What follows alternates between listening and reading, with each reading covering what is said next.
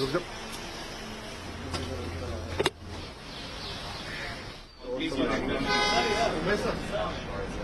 यूरोपीय आयोग के अधिकारी शुक्रवार को हाइड्रोजन फ्यूल सेल टेक्नोलॉजी से चलने वाली बस में सवार होकर दिल्ली के हैदराबाद हाउस पहुंचे।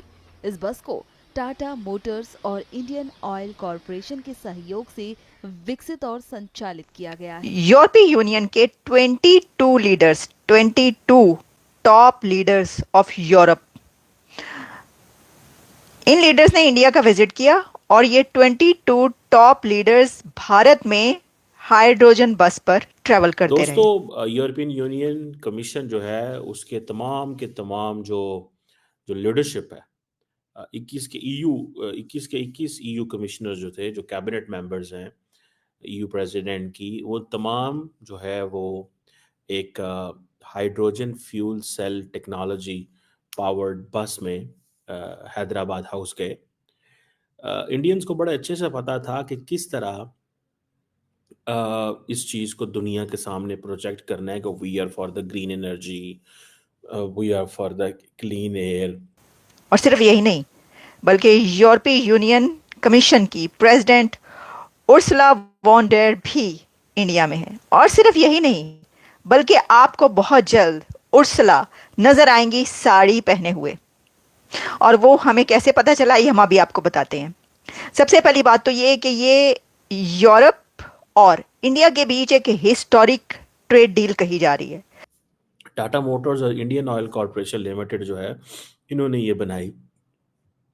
अब जारी बात है, वो कहते हैं जी हमने तो बस powered by hydrogen fuel technology Delhi Hyderabad house पहुंची है, और सारे लोग उसमें बैठे हुए थे, तो ये तो बड़ी कमाल की चीज़ है। सो इंडिया ने बेसिकली वो जिसे कहते हैं ना, एक मैसेज दिया कि जनाब हमने तो 2070 तक वैसे ही हर हेलो, जय हिंद दोस्तों। एसपी न्यूज़ 91 में आपका स्वागत है दोस्तों, जैसे कि आपने क्लिप के अंदर देख ही लिया होगा, यूरोपीय यूनियन के जो 22 सदस्य, 22 टॉप मोस्ट लीडर्स जो आए हुए हैं, उनके लिए क्या किया, मतलब एक प्रचार भी हो गया और उनके मन को ये चीज़ बहुत पसंद भी आई। हाइड्रोजन बस जो कि एक ग्रीन एनर्जी, यानी कि वो उससे कोई पोल्यूशन नहीं होता, एक ये हाइड्रोजन बस है। और एक मतलब जो यूरोपीय यूनियन के 22 टीम मेंबर थे, वो सारे के सारे उस बस में चढ़ा दिए गए और उन्हें घुमाया गया, जहाँ जहाँ तक भी उन्हें जाना था उन्हें ले जाया भी गया। और सबसे बड़ी सोचने वाली बात यह है कि उन्हें इतनी ज़्यादा ये चीज़ पसंद आई कि अब वो कहीं ना कहीं विवश हो चुके हैं हाइड्रोजन बस को ख़रीदने के लिए, और इस चीज़ का कहीं ना कहीं ऑर्डर भी आ गया है। तो कहने का मतलब ये है कि भारत जो है उसे पता है कि कौन आदमी या फिर किसे किस तरीके से कवर अप किया जा सकता है। अब जो भी बड़ी बड़ी डील होंगी यूरोपीय यूनियन इनके साथ में, जो मीटिंग में जो डील होंगी, वो तो अभी पता नहीं है, खैर किस तरीके की किस बात पर चर्चा होगी। लेकिन इस हाइड्रोजन बस का मामला पूरे पाकिस्तान में फैला हुआ है। तो आइए दोस्तों, वीडियो को स्टार्ट ये करते वो हैं। ट्रेड डील है जो कि free trade agreement, free trade deal, जिस पर यूरोप और भारत के बीच काफी अरसे से बात हो रही थी। कम से कम 1-2 सालों से तो खबरें आ रही थी कि ऐसी कोई डील होने जा रही है।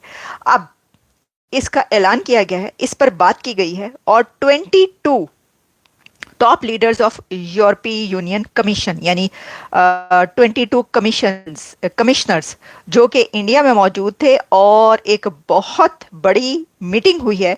और उस मीटिंग में दोनों तरफ से जो कि इंडिया के वहाँ पर अथॉरिटीज़ थी, वो इसमें मौजूद थी। प्राइम मिनिस्टर नरेंद्र मोदी के साथ उनकी पूरी टीम, और इसी के साथ दूसरी तरफ से 22 यूरोपीय कमिश्नर्स और साथ में उनकी प्रेसिडेंट उर्सुला। इसमें एक तो ये कि यूरोप और भारत के बीच पॉलिटिकल टाइज भी स्ट्रेंथन करने की बात की गई है, और साथ में जो फ्री ट्रेड डील, जिसको कहा जा रहा है कि जब ये इस साल के एंड में ये कंप्लीट हो जाएगी और हमें पता चलेगा कि ये फ्री ट्रेड डील एग्रीमेंट हो गया है, तो फिर उसके बाद यूरोप और इंडिया के बीच एक तो ट्रेड बहुत बढ़ेगी, उसके बहुत सारे और फीचर्स होंगे, वो आपके सामने आएंगे, उसमें क्या क्या एग्रीमेंट में शामिल है।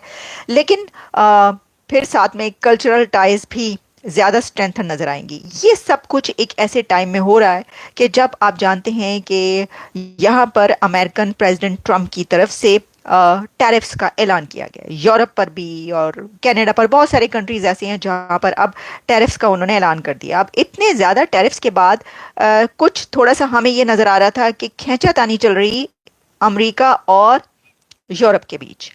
और इससे पहले वैसे तो आपको पता है कि प्रेसिडेंट मैक्रोन, फ्रांस के प्रेसिडेंट, यहाँ पर अभी 2 दिन पहले आए हुए थे अमेरिका में, और उनकी प्रेसिडेंट ट्रम्प के साथ जो मीटिंग हुई उसमें उन्होंने प्रेसिडेंट ट्रम्प को एक जगह पर उनका हाथ पकड़ के रोका भी। खैर ये तो अब 2 दिन पहले की बात हो गई, और ना सिर्फ पुरानी हो गई बल्कि जो अब नया एक ड्रामा आप कह लें ये जो हुआ है उस पर हम प्रोग्राम करेंगे। उस मीटिंग की खबरें अब हर तरफ हैं, क्योंकि अब प्रेसिडेंट मैक्रोन ने अगर सिर्फ प्रेसिडेंट ट्रम्प का हाथ पकड़ के उनको रोका था तो उसके ऊपर ही खबर बन गई थी। वो तो खबर छोटी बन गई जब ये पता चला कि प्रेसिडेंट ट्रम्प ने जेलेंस्की को जैसे लताड़ा है, जो कुछ किया है, oh my goodness, that is unbelievable. उसके ऊपर हम बाद में बात करेंगे। अभी हम बात करें, ये जो डील हो रही है ये तो अपनी जगह पर हो रही है, लेकिन इसमें जो देखने को मिला वो ये हुआ कि भारत में जो हाइड्रोजन बस चलती है, यानी no emissions, no carbon, no environment pollution, ऐसी हाइड्रोजन बस में यूरोपीय यूनियन कमिश्नर्स बैठकर उस मीटिंग के लिए पहुंचे। यानी भारत में यूरोप के टॉप 22 लीडर्स हाइड्रोजन बस में सफर कर रहे हैं।